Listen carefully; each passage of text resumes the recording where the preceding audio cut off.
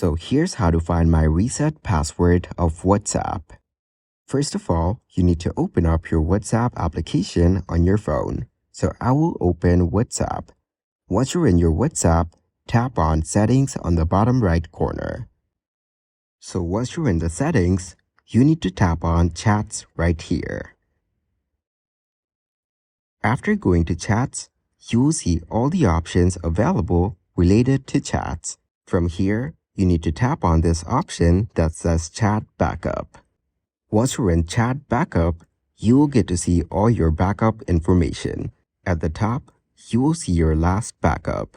Here, you will see an option that says End-to-End Encryption Backup. So, tap on End-to-End Encryption Backup from here. After that, you will get to see this page. From here, you need to tap on Change Password.